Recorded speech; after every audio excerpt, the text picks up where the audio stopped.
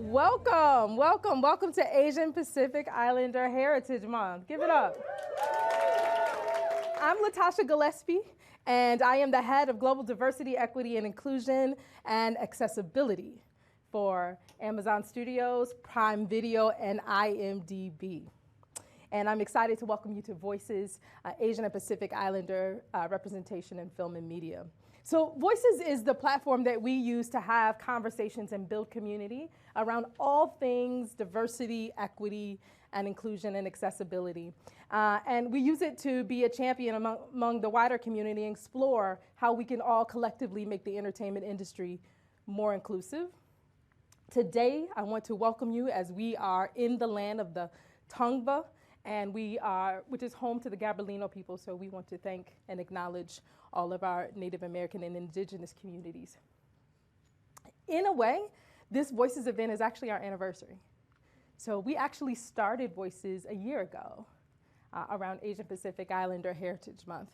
And we use it as a way to celebrate and amplify API voices in media and entertainment. And we specifically, last year, kicked this event off to countermeasure all of the anti-Asian racism and hate that we were seeing happening across the country. We all collectively, as we watched on our televisions and on our phones, we were stunned by the acts of violence, particularly those against the elders of the API community. And we knew coming together that we needed to uplift, support, and take care of each other. And so we covered important topics during that first Voices event around the media's complicity in anti-Asian racism, the missexualization of the API community on screen, and more importantly, how leaders can intentionally drive inclusion specifically with the API community and in television and film. But we didn't just do that, we celebrated. We celebrated all the beautiful art and the many contributions that made us a better humanity that were brought to us by folks from the API community. Our Voices event debuted created spaces that allowed us to share resources, learn best practices, and be co-conspirators, not just allies, but co-conspirators in this fight against anti-Asian racism. To think that we were all at home when we did this, remember that? How many of you zoomed out other than me? I was just telling somebody, I think I've used every corner in my house to tape a Zoom from. So I'm really glad to be in this room with you.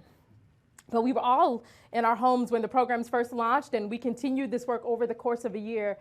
We had such strong reception after our API Voices event that we continued to do it to also amplify the voices of other historically marginalized communities.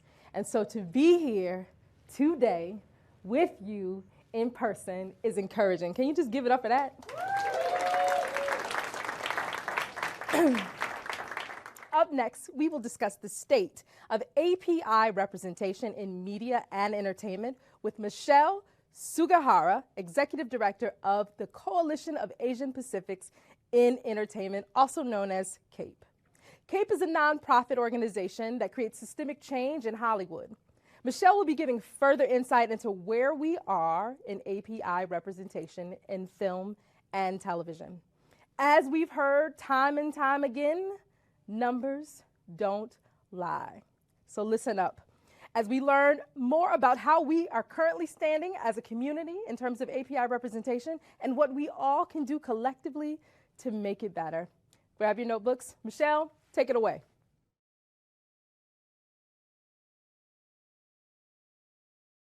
Thank you so much, Latasha. Did you know that 80% of media consumed worldwide is made in the United States, according to the Gina Davis Institute on Gender in Media? That creates an incredible responsibility and opportunity for Hollywood to acknowledge its global influence on how cultures and communities are portrayed and perceived. That influence has only grown during the COVID-19 pandemic as content viewership exploded, largely on streaming services like Amazon Prime Video. Nielsen reports that an additional 14 billion minutes, which equates to over 26,000 years of content, were streamed during 2020, the first year of the pandemic. What we watch on our screens impacts the way we think, feel, and act. Media creates the narrative foundation for how Asians are perceived and treated in the real world, which is why this is not just a representation issue, but also a social justice issue. You'll be hearing from Christian Smith about the Pacific Islander side of the AAPI acronym, and I'll be focusing on the Asian side. In 1976, researchers George Gerbner and Larry Gross coined the phrase symbolic annihilation to describe the effects of being erased in media. In essence, if people don't see themselves or those like them reflected in the fictional media they consume, they are deemed insignificant or unimportant in the real world. This quote from our friends at Harness summarizes the sentiment. Stereotypical portrayals of Asian American characters flood our screens again and again. These repeated reminders of dehumanizing stereotypes make it psychologically easier to hurt our communities. There is a reason this was a common tactic of wartime propaganda. When people see Asian Americans as being foreign, it creates an in-group, out-group mentality, making it easier to treat Asians in America with hostility and to engage in acts of violence and discrimination against us. As recently as 2019, roughly a quarter of the Asian and Pacific Islander characters in the most popular films that year died by the end of the film, all ending violently except for one. Unfortunately, not much has changed on that front since 1959, when legendary actress Anna May Wong famously lamented, "When I die, my epitaph should be, I died 1,000 deaths," referring to the tragic fate of many of the Asian characters she played in her film career. This devaluation of human life on screen translates directly to the way Asians in America are treated in real life. And this is why stereotypes are so harmful. Stereotypes of Asians have persisted throughout history, largely propagated by the media. For example, the model minority trope causes real-world harm, including in corporate America. According to the Harvard Business Review, Asians are the most likely to be hired, but the least likely to be promoted. Asians are seen as the hardworking and smart worker bees, but not as charismatic and effective leaders. Moreover, the hypersexualization of Asian women is one clear example of how Asian images in film and television have real-life consequences. The phrase "me so horny, me love you long time" from Full Metal Jacket, a 1987 film by Stanley Kubrick, is still used to taunt Asian women today. And unfortunately, not much has improved in the past 30 years. Asian women continue to be hypersexualized on screen. In fact, a 2021 Gina Davis Institute research study that Kate partnered on found that female Asian and Pacific Islander characters are more likely than female characters of any other race to be objectified on screen. Now, the good news is that media representation continues to evolve, and you all have a huge hand in that because streaming platforms and social media have changed the game. Audiences are savvier than ever, and critical feedback is almost instantaneous. Here are some narrative and structural suggestions for continued forward movement.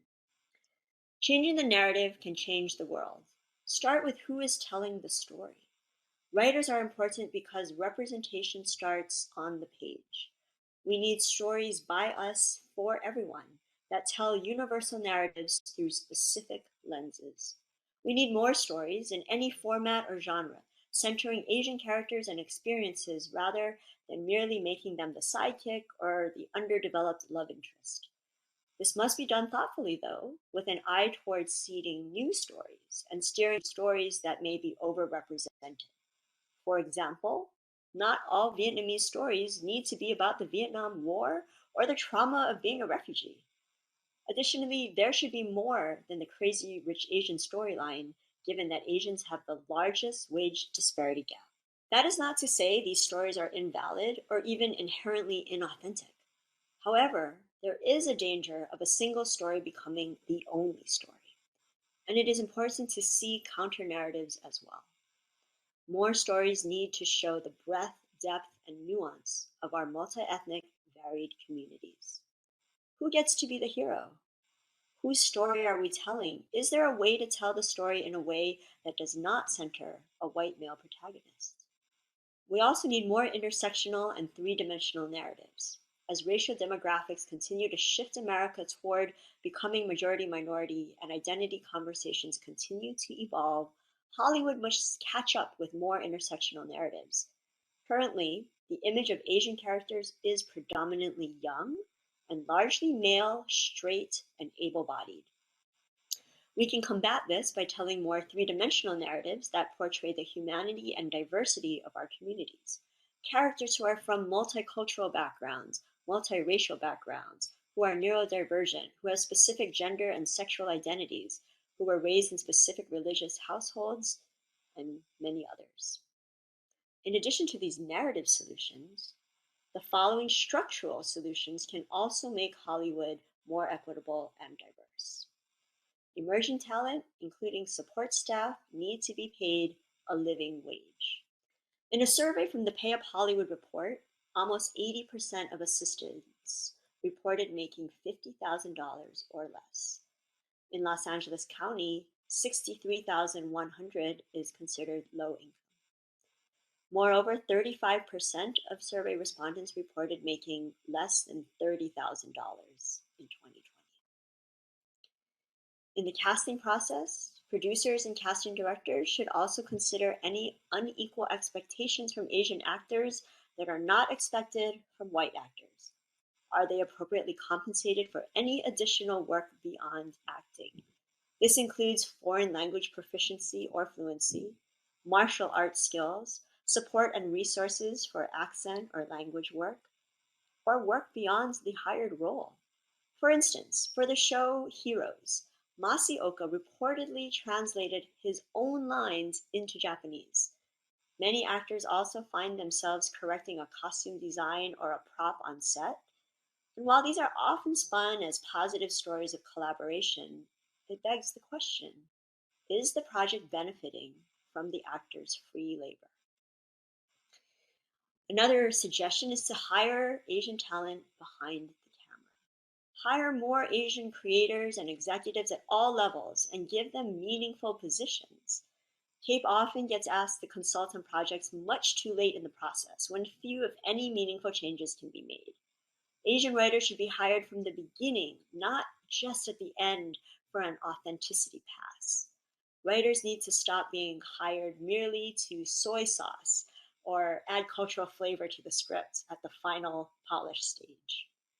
You can always train people to be better writers, but you can't replace their lived experience. Additionally, hire more Asian crew members and below-the-line talent. Sandra Oh shares a story about a time she had to tell the sound people on Killing Eve to stop layering in the sound of her character wearing shoes in the house. It's something you might not even think is important, but it is, because that's how we start building the nuance of a character. If we're missing shoes, what else are we missing? Asian representation in media has come a long way, but there is still more work to be done, particularly given the global reach of streamers like Amazon Prime Video. Will you join us in continuing to move the needle by implementing changes like these to craft a better world for tomorrow?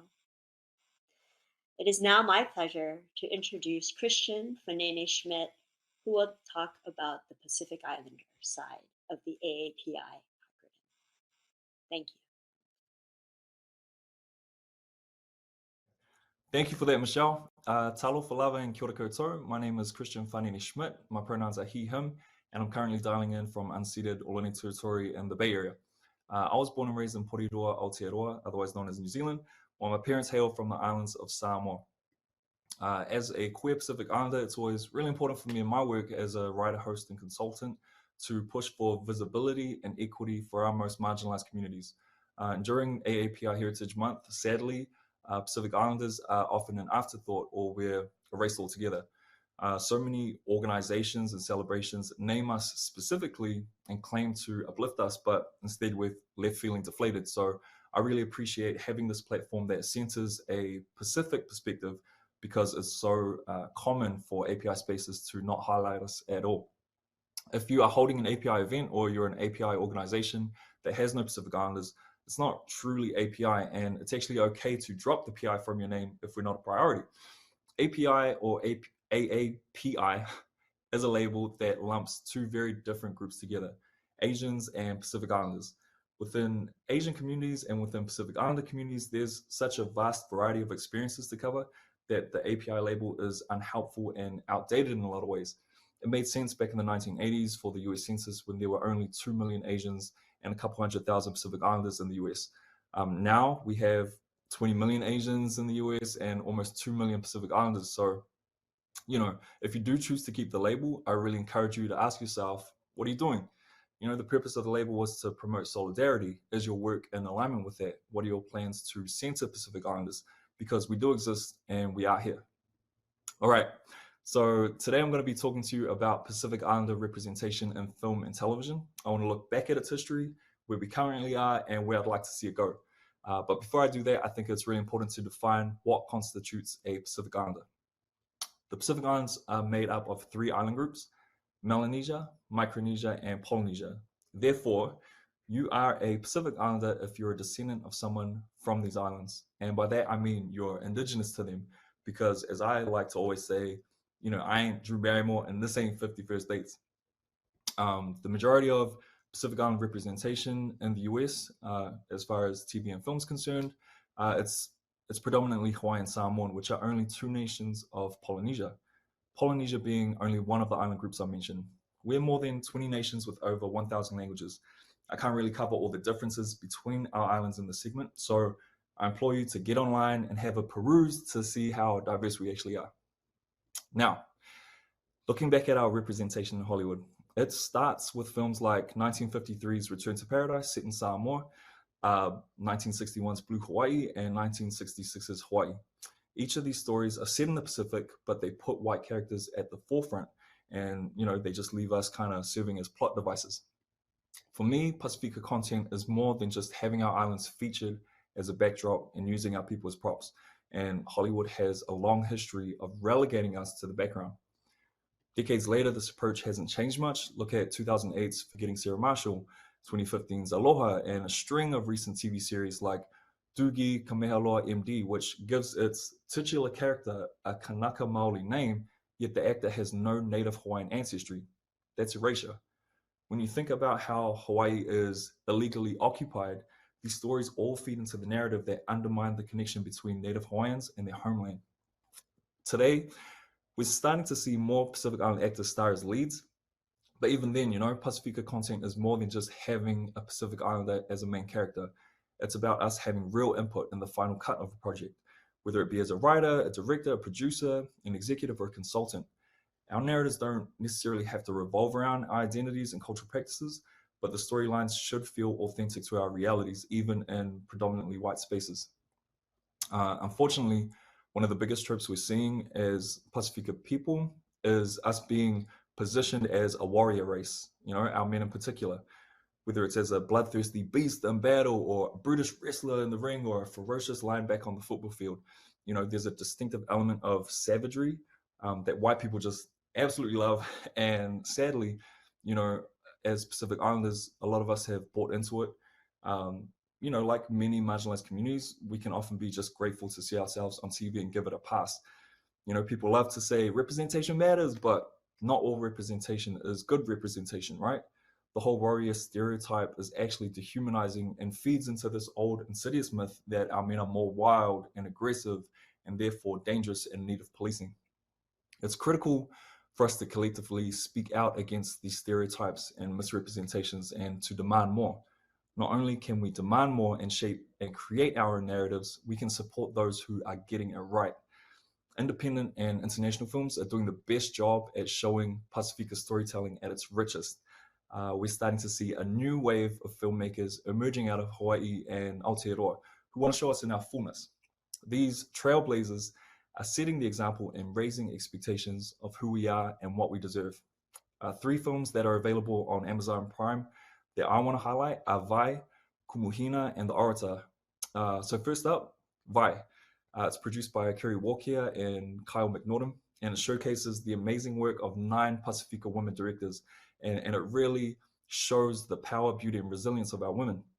And what I love most about it is we finally get to see darker skinned Pacifica mothers, grandmas, sisters, and daughters, which has been such a rarity due to anti-Blackness that erases Black Pacific Islanders from Pacifica discourse.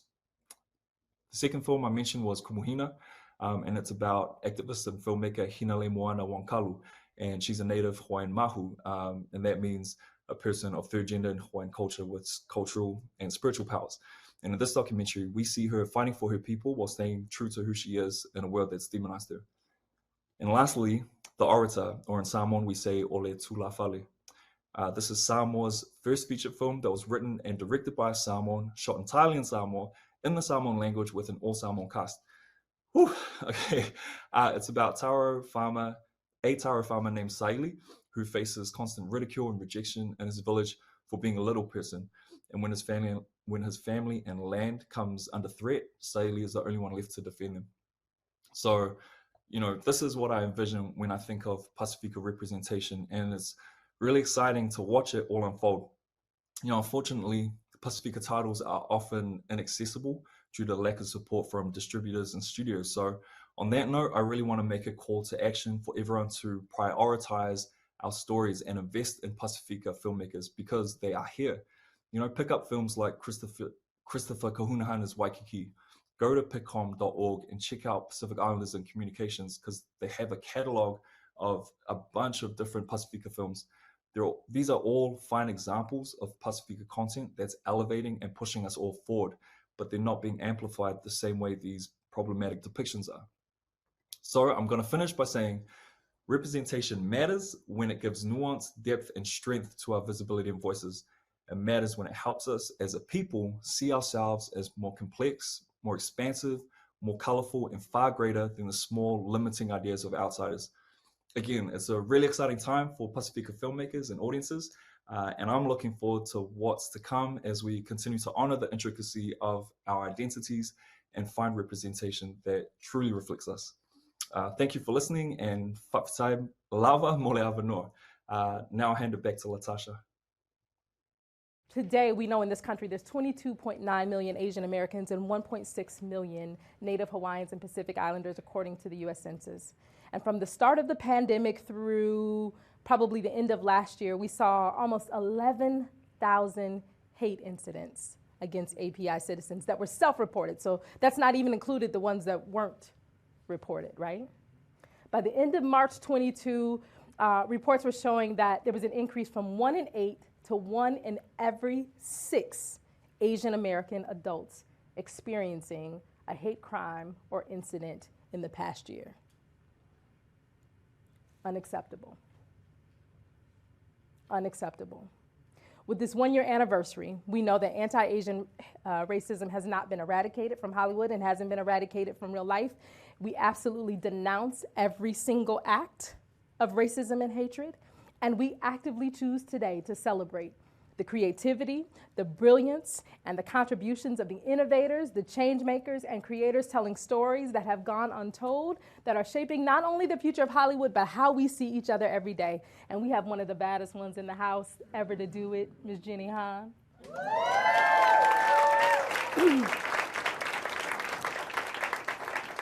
And Jenny is just a wave, just a sample of the wave of talent that we've all benefited from coming from the Asian and Pacific Islander community, particularly in television and film. And this glass ceiling now has several cracks, thanks to the AAPI directors, producers, creators, writers, actors, and we're so excited. We celebrate folks like Chloe Zhao, a Chinese filmmaker who became the first non-white woman to win an Academy Award for Best Director for Nomadland. Give it up. And because, women, we don't just do one job. She did that while directing Marvel's Eternal in the same year. Right. And we also celebrate Marvel's first Asian-led superhero, Shang-Chi, which debuted in the fall, right? How many of you? Yeah.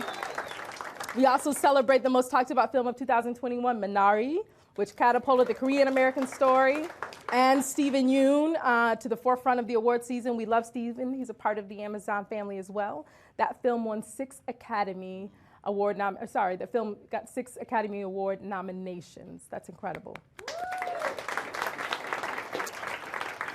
But today, somebody look at your neighbor and say, but today. But today, we are excited to have the #1 New York Times best-selling author, Jenny Han, in the building. Jenny's work on a 3-part film series, To All the Boys, a follow-up to her novel, created a franchise that birthed a new category in the rom-com space. Now, you know you're a bad chick when you create a whole new genre, right? So, I'm saying. So, her upcoming Prime Video series, The Summer I Turned Pretty, which I cannot wait for all of you to see, is a multi-generational coming-of-age drama that's guaranteed to further cement her legacy in the entertainment industry. I'm so pleased she's a part of our family. I'm so grateful and honored that she allowed us to partner with her to be the platform that brings this story to the world and to all of your homes. So it's now time for me to sit down and you to hear more about Jenny and her journey, and I'm excited to introduce the dynamic Dino Ray Ramos, or R. You know. Now think about that. Oprah goes by one name, he just goes by one letter. Right? So Dino's the founder and editor of the Diaspora Times, where his reporting centers around inclusion, diversity, and representation in TV and film. And he's gonna sit down and have an amazing discussion with Jenny, talking about the evolution of her career, the importance of representation in the entertainment industry, and what it means to tell stories in a post-COVID era, which is no small feat. So, without further ado, please welcome Dino and Jenny. Excited. Look at these flowers. Beautiful flowers. We're here with flowers, and they're real. They're real, y'all. Jenny, as we've heard, you have like such a storied career, and you've started a whole genre. You also recently signed an overall television deal with Amazon Studios. Under your production banner. She's got a production banner, huh? Called Jenny Kissed Me. That's right. And also you're the creator and executive producer of The Summer I Turned Pretty. And for real, it's such a fun show. We'll get into that in a little bit. But I think at first I just want to start off by asking, at what point did you decide to turn your love of writing into a profession, especially in an Asian family? Well, I should say, I've been writing stories my whole life. Yeah. But I grew up in a suburb of Richmond, Virginia, and I didn't grow up seeing any authors. This is kind of, at that time, book tours and all that weren't quite as ubiquitous as they are now. Mm-hmm. And so I never saw anybody who looked like me, and I loved Judy Blume and Lois Lowry and all the Babysitter's Club, all these books, but it was always an older white woman who was an author, and I just didn't even consider that I could ever be an author, honestly, because I just hadn't seen it. And so it wasn't until, in high school I used to write my own stories, and it would be all about me and my friends, our adventures. Oh, sure. So they were based on true stories? No, it would be so your own version of the Babysitter? No, it would be it was almost like my fan fiction of my life. It was okay. So fan fiction we're on of your own trip life. 10 years in the future. Oh, that's fun though. It was like that kind of thing. That's fun. And then I went to college, and I took a class called Writing for Children, mm-hmm. and that was senior year, and I don't know, I started writing my first book in that class. Mm-hmm. So then from there, it was this is what I want to do. But when I graduated, I applied for a bunch of publishing jobs because I thought I could be an editor. Also, I thought I had a lot of different paths I thought I could take and be happy to take. Mm-hmm. I just wanted to be in the world of storytelling. So it was I could be an editor, I could be a librarian, I could be an author, and I applied to a bunch of different grad programs. But I really wanted to move to New York and get my MFA in creative writing. Mm-hmm. So that was my first choice. That's what I did. Mm-hmm. And then when I was there, I sold my first book when I was still in the program. So I've been writing stories for a long time. Wow. Yeah, I was only 23. at the time. And you just got a book deal out of college. Well, I mean, I just get, you know. It's that easy, y'all. I was grinding. I was on the grind. No, yeah, of course. You were but working hard. I was working hard, and at the time, there really wasn't, still, there weren't a lot of Asian writers within the children's book field. There were only like a couple that I could ever think of. And so I remember when Shug, which was my first book, when I was like, I really want my picture on the back flap. And it really kind of wasn't the trend. It was like, especially for middle grade books, authors didn't put their photo, or YA books. It was really more of an adult author thing, like Danielle Steele would be on the back, or like Stephen Come on, King Danielle would be on the Steele. back, you know, but it wasn't in the Yeah, in the kids book world. But I remember emailing my publisher and saying it's really important to me because I feel like that will be the first time a lot of people will see that face. Not only an Asian woman, but also someone really young. So my first photo is like me in a typewriter doing this. Totally candid. Like that. And I wanted people to see it. That's I think actually if special, you can see yeah. it, then you were like, that could be possible. And so, so they were like, all right. So we did it, and Now you're here. now I'm here. Show running a whole show. Show running a show, but you know, I've written like a lot of books. Have been sort of building my career as a storyteller for a long time before I started doing this.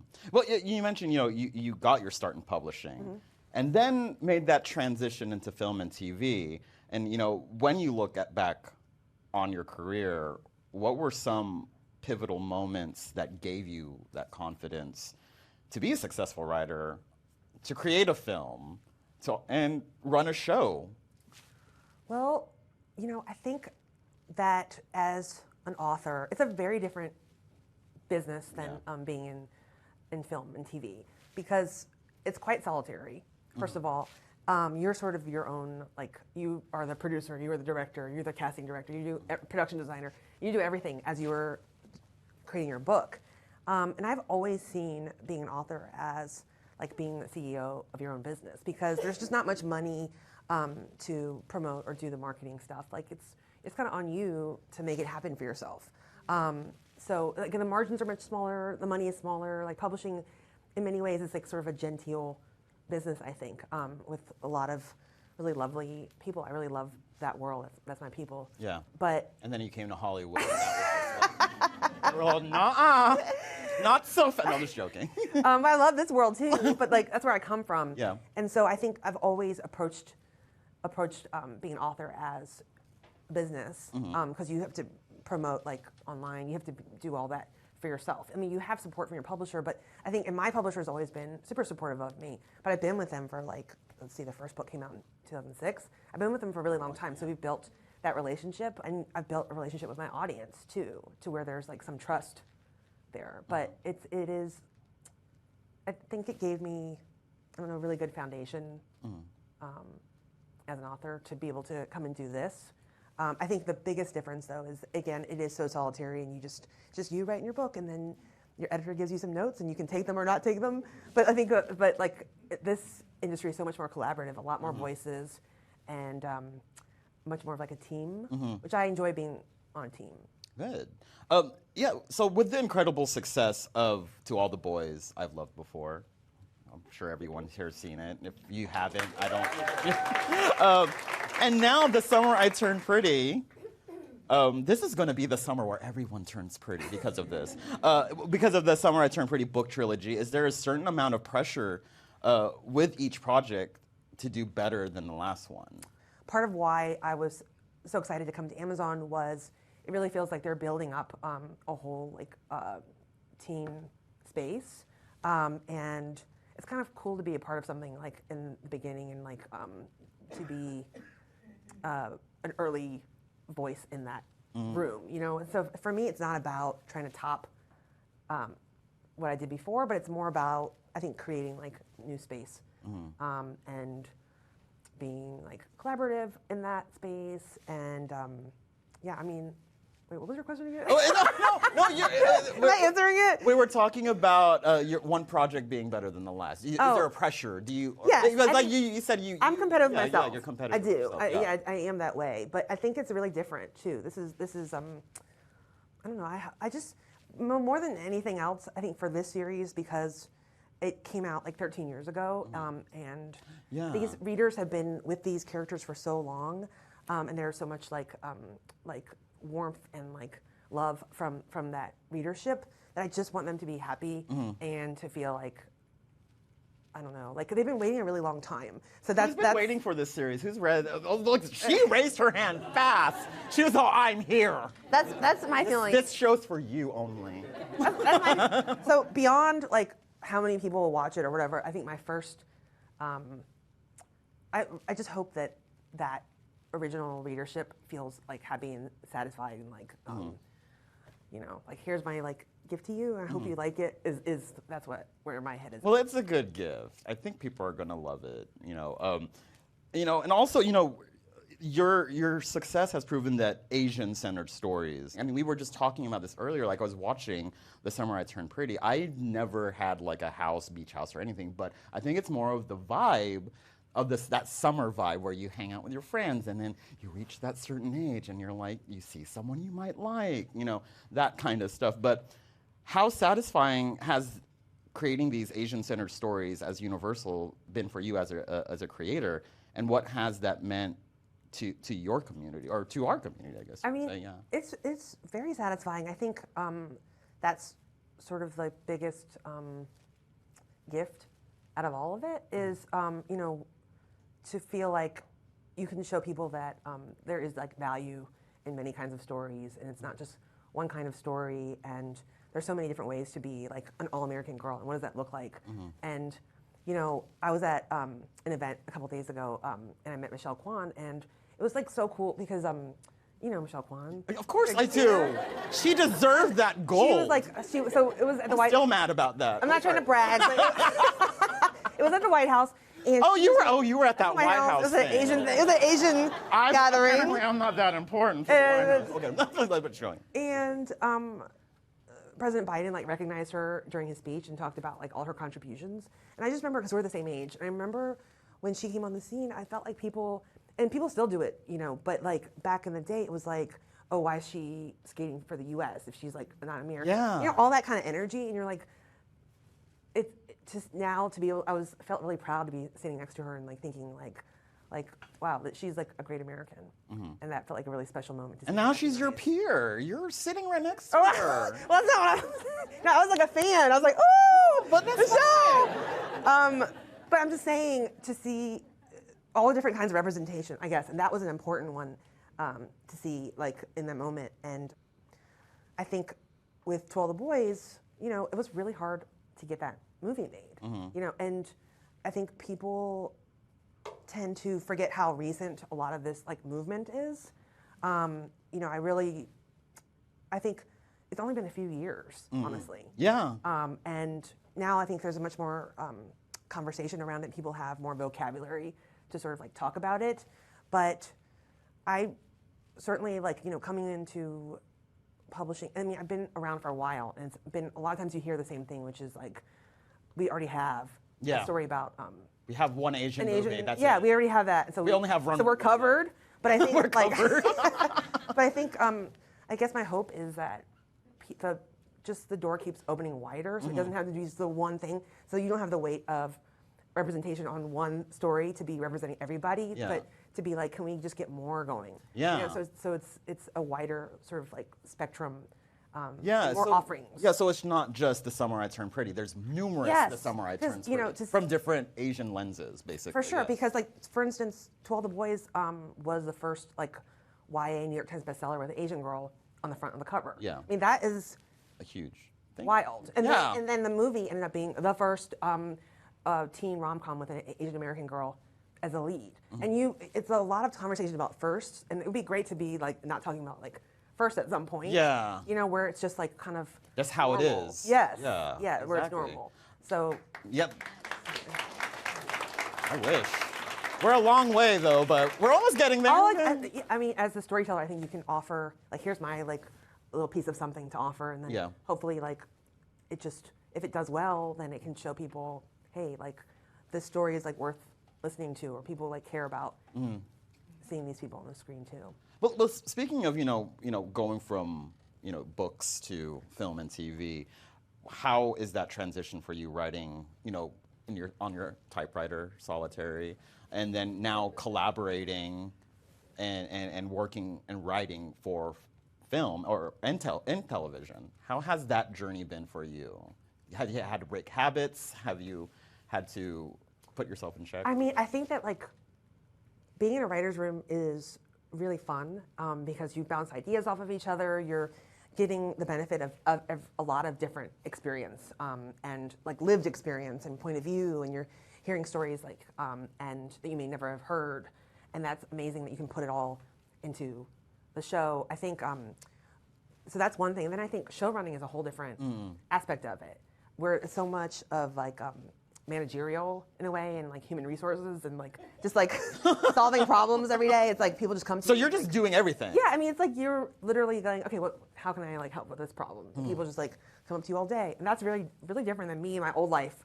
Maybe I would just go sit in a room and drink my tea and just be with my stories alone, which can be somewhat lonely, but it can also be really nice to just be in your own head. And I think writing with the door closed, which is a very different experience. But with the door closed, meaning it's just you and the story, and you're not really thinking about any of the like audience or what they're gonna say. You can really just think about what you want to say and tell your story that way. And you decide when you invite others into the room. Yeah. So I think I love that part of novel writing. But I also love being a part of a group as well. Well, how do you, I guess, ensure that certain parts or like certain elements of the story stay in the are in both versions of the story? Like the plot is present in the TV version and also in the book. Like, how do you know what to include and what not to include? I think, well, my compass is always like, what do the readers really, really want to see? Then I want to make sure I like serve that to them. That's sort of my guiding compass on that. And you just know, as an author who's listening to what they say, what like they care about, and like, I think to me it's less important what color someone's eyes are. I really don't care about that than it is that you get the same like sort of spirit and vibe from the story, and then the characters feel like really true to the story and authentic. But I think it's always been important to me to listen to what my readers are saying, because I do feel like nobody owes it to you to read your story or watch your show. You gotta like earn that, and then if it's almost democratic in that way. So it's part like for your pleasure and part to provide something that people want to read. So I try to balance it like with the things I care about, and then also thinking about what they want to see from me. And with Summer I Turned Pretty, it's been so many years since the books came out that I do know like which scenes resonate with people and what they'll want to see, and so I try wherever I can. But I think of this as like a reimagining in many ways as well, because I'm writing it. It's coming out in 2022. Yeah. So like feeling like here are places that I want to like have a fresh look, or really thinking about it like if I wrote this story today. Yeah. Who these characters would be the same, but here they are in a different situation, and who would they be 13 years from now? So that's how I approach adaptation. Yeah, that's what I was just about to ask about. You wrote this a while back, and then did you have to update anything, or but you pretty much answered. Like, did you kind of struggle with that, where you're like, oh, should I include the pandemic? I don't know if the pandemic not in your book, but like, story is aspirational. I don't think anybody wants to like. No, it's like, should you include certain things that kind of are time markers compared to like? I mean, it's always it's a sort of question I think that YA authors specifically have grappled with for a long time, because and for years, because you're going, do I want to reference like a certain song or a certain like movie star or whatever? Because it will definitely date you immediately, or if you use any kind of slang, the book's not coming out for a year at the earliest. But you want it to still feel young and like relevant. I try to think of it like a classic in a classic way, and so I will include a reference where if I feel like it's standing the test of time, or I'll be very specific to when it's coming out. Like To All the Boys, in my mind, it was very specifically what year it was. Yeah. So I did have certain references to things. Yeah. Yeah, I think that's just so interesting to kind of hear that journey of knowing what to include. Just because I've watched the films and it's just, there's something so classic about all your stories, but it's so modern. Like, you play with these tropes that we're used to seeing in rom-coms. Well, that's the thing. Okay, Yeah. but you can never, I think it's almost like you can never win a race against like technology. You're gonna try and buy the latest iPhone, and then like in 6 months, there's gonna be a new one. So you really can't stay ahead of that. I still have an iPhone 8. Oh. Yep.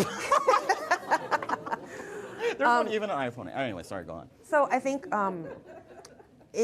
if To All the Boys feels like, if it feels modern or relevant or like fresh or like right now, I mean, I think in a couple of years there's always going to be something like culture moves so fast these days too that, but I think it's okay. Yeah. I think it's important to sort of enjoy something in the moment for what it is and still be able to have love for it even as time goes, where you might say like, oh, this thing's problematic or that thing is like, like I wish it was differently, but in the moment it is one thing, and then you just hope that there continues to be progression. Yeah. And that there continues to be like new stories that like we move so fast these days, so you can't like ever stay ahead of that. But I think you present what you think is like your best work, and that it feels like genuine or truthful to a moment, and then you go on to make the next thing. Yeah. And as we have heard, Publishers Weekly coined the Han effect once they realized that many agents were looking for sharply written rom-coms. I don't know if that's coded language for Asian, but how did it feel to be acknowledged for creating this certain specific category in this genre? I mean, I don't think I created a sharply written rom-com. I think I'm Jenny Han, the responsible for the sharply written rom-com. I'm happy to be in that company. I'm happy to like have that compliment. It's really lovely. I think there are so many people, in the rom-com space writing like sharp stuff. I think there was a bit of a drought in terms of what I think maybe gatekeepers thought people would or would not want to see, and I think because in the 90s and like early 2000s there were like so many rom-coms, and you could go to the theater and you can see and enjoy, and it was really just like a nice slice of life thing. It didn't have to have like a superhero attached to it, or like some sort of big like doomsday aspect to it, or even like a huge celebrity. You could see smaller stuff, and I think now a lot of that space is in more on TV, I guess. Like the rom-com people are still out there. It's just kind of like, where are you gonna go to like find what you want? So yeah, because when I think about some of the best rom-coms I've seen, and rom-com, gosh, it's terminology that like is used to like encompass so much. They'll put like they'll call something a rom-com where it's about like somebody like dying. Yeah, like, they're like, oh my god, but there's romance in it. So it's a rom-com. No, I think it's just we've lost some of that like language for it. But I think we're still here. The audience still wants to see that stuff. Yeah. And my audience, I think, are readers who will hopefully also want to watch the show. Yeah. I think you mentioned Judy Blume earlier, and then you mentioned that there was kind of this gap of like no rom-coms or no kind of these stories that you're telling, and I'm so glad you brought up Judy Blume, because I do feel that you're bringing that energy back, but also kind of making it more 21st century. But because I used to read those books as well, and I feel like you give me that energy. Oh, wow, that's a huge compliment. Yeah, and I'm not just saying that because we're on TV or we're being filmed. I'm just saying that for real. Well, it's interesting with Judy Blume, because I grew up reading her books, and I think like she really hit on something for like many generations of kids read and enjoyed those books. And I think I remember with Are You There, God? It's Me, Margaret. There was this whole thing about sanitary napkins and belts or whatever it was called, and like whatever. And I didn't grow up. We had wings, but like we didn't have like a belt. But I think you said wings. We had wings. Come on, wings. But I think I remember hearing when she was updating things, of if she was going to keep the belt thing or what she was going to do, or like, and that's always a question about, to me, hey, I didn't have a problem I'm like, okay, sure, she's wearing a belt. Like, I didn't know what that meant, and I didn't have the internet. But now, people can just go on the internet if they don't know what something means and look it up. But I do think it's important to try to, like, capture a moment in time. And that's what when that book came out was, I think, in the 70s, and that's what the culture was at that moment. So it's something I gave a lot of thought to with Summer I Turned Pretty about, like, what I wanted to update in terms of the show and, like, what I wanted to maintain. Yeah, it feels classic, but it's modern. Well, I hope people watch it and feel, because you said you were feeling like Summer feels nostalgic. Yeah. And I got really excited. Yeah! But no, yeah, it feels like when I see these characters, it's like, yeah, I'd never had a house where they located? They had the house. It's fictional. It's called Cousins Beach. Yeah, Cousins Beach. I was like, who's cousin? But yeah. Yeah, Cousins Beach, which is sort of like a mashup of a lot of different beaches. Yeah, and I've never had a house, but I know that feeling of, like, being away for the summer and, you know, all that good stuff. So it captures a vibe, definitely. Its own time and place, in a way, summer is, I think. And I was when I was writing the show, I was like, I really want it to feel fresh, but also nostalgic in the sense of, like, a memory that you would be, like, remembering how it felt to be, you know, young and, like, having a huge crush and feeling really inadequate in a lot of ways and like, you know, finding your way. Yeah. It's really about, like, finding your way. And I think summer lets people sort of, like, go off and do their own thing for a moment. I remember in high school, people would come back and they would look really different, or they would have gone somewhere different, and they have all these, like, you know, new experiences. And it was a time sort of almost like its own squared off time. It was recently announced that you're expanding your relationship with Amazon Studios through the aforementioned overall television and film deal. Applause. You watched that, I did that. What excites you most about this deal? And can you give us a tease of what to expect or what you hope to accomplish? Just tell us everything you plan. I hope to, you know, keep writing and telling stories about, like, coming of age, but at any age. Yeah. You know, I think people are constantly coming of age and constantly evolving and growing. So it's not just for, like, one moment in your time. Hopefully your whole life is, like, a progression. So those are the kind of stories that I want to tell and support, and, you know, support new voices. And I have a lot of stories in me, though, too. So it's like, for me, the biggest challenge is figuring out, is this story best served as, like, a book? Or is it, like, a movie? Is it a TV show? Like, what is it? And that's, I think, challenge one for me, is figuring that part of it out. But I've been, like, so happy working with Amazon. I'm not just saying it because I'm at an Amazon thing. I would say it wherever I was. Because I've had such a great creative, like, experience here. And I think that it's nice to be working with people who are supportive, but they also, like, I think, really respect and care about what young people want and think and want to serve that audience, because I think it's an important, smart audience. I want to continue to tell stories about young people, but also other stuff is cooking too. I will always, like, be, I think, in I don't want to say always, because I think, you know what, I like to leave possibilities open for myself as a storyteller, but I do like stories with some romance in them. So I think that's probably going to be a constant for me. Even if it was a story, like a movie about a war. Yeah, there's going to be something. Romance. There'll be a always romance something, in the war. because that's what I care about the most. Like, you know, I loved, like, for instance, I love the Hunger Games. But, like, what I really care about is, like, what's going on with PETA. That's what I like all the dystopia and all the, like, political stuff is great.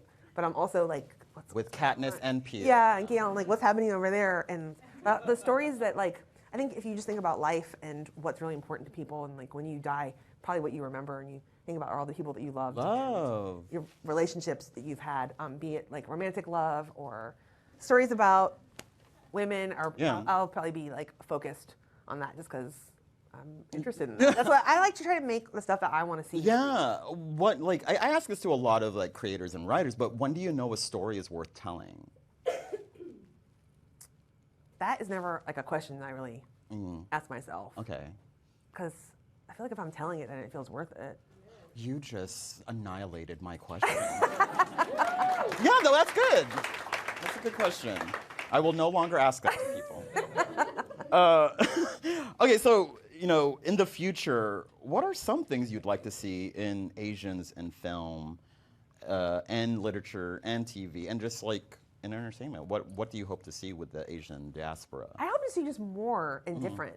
I think I would love to see more like South Asian. I would like to see more like queer Asian, just like getting... And Filipino? Yeah, Filipino. Like there's a lot of different kinds of Asian out there. It's kind of wild that we have like this one moniker for everybody, but it's like a huge diaspora. So I think just getting more variety of things and things I never even like dreamt of or places I've never been. I'm curious to see that. Going back to kind of like what's in the future for you, can we expect you just to kind of do a 180 and do something very dark and depressing? Maybe.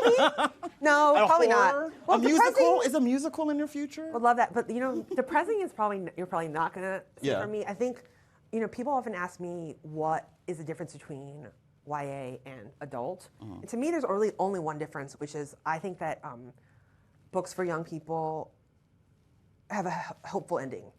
And I don't think I've ever read a book for a young person that felt hopeless in the end. And I think it's because you're thinking about your audience and really caring about them and wanting them to be okay. And I wouldn't ever want to tell a story that in the end people walk away feeling like there's no hope in the world. I think as an adult author writing for adults, then there's less responsibility in that because people can choose for themselves like what they're gonna read and how they're gonna respond to that. But with young people, I want them to always have hope, and so I think my stories will tend to have some sort of hope in the end. So depressing, probably not. Like Not at here. points, perhaps sadness at points, Yeah. but ultimately, I like a warm-hearted Nice story. And we have enough depressing stuff, so Other people can do that. Like I'll watch it. Yeah. But for me, what I like is something that feels like hopeful in the end. And one last question, what role do you aim to play in seeing an increase in representation and bridging the community, not just within like the greater community, but within our own community too? I think, continuing to tell like inclusive stories where, you have a wide and diverse group. And I think, I try to do the best I can do. And I think it's like, part of it is creating opportunities for people and then also hoping that the story I tell then can open the door wider for someone else's story with whatever diversity they're bringing to the table, because it's not possible, I think, to serve every single group in every single story. So it's just kind of making like good faith efforts in the story that you're telling. And I always seek to write authentically and tell sincere stories, so I think, I think everyone can always do better too. And it's just really about the pursuit of doing better and trying your best. Well, Jenny, I am so excited for you, what you have in store, and we're excited for The Summer I Turned Pretty, coming out on Prime Video, June 17th. So excited. I'm so excited for all y'all to see it. Tweet me your reactions. But thank you so much, Jenny. Thank you, Amazon. Thank you, guys. Thank you. Thank you so much for all the great information you shared and for educating us on this topic. This is really great information that we all need in order to move forward and think about how we better support and uplift the API community. I want to thank the entire CAPE organization in all of the work that you're doing. If you're interested in learning more about the work that CAPE is doing and about API representation across television and film in Hollywood, I encourage you all to visit capeusa.org. As you know, the goal here is equity and inclusivity. But we have to know where we started, where we are today, in order for us to get better for tomorrow. Just think, if we all do our part, next year we will not only see an increase in the numbers, but we'll see better representation and more authentic stories from the API community across television and film. I know that we're committed to doing our part here in Amazon Studios. As we close out today, I want to encourage you to think about a couple questions. The first one is ask yourself, what am I doing to uplift and support my own community? Then ask yourself, how am I using my voice, my privilege, and my power to uplift other communities? And lastly, what am I doing to ensure we protect the rights of everyone? Listen, we're not here today to only tell stories, although we love doing that, but we're here also to build community. So I want to thank you for being a part of our community. We really appreciate you taking the time to be with us. We encourage you to come back for more, whether in person or online. And we hope today that you learned something and that you feel empowered to go out and do something and make a difference. Thanks, and I'll see you next time.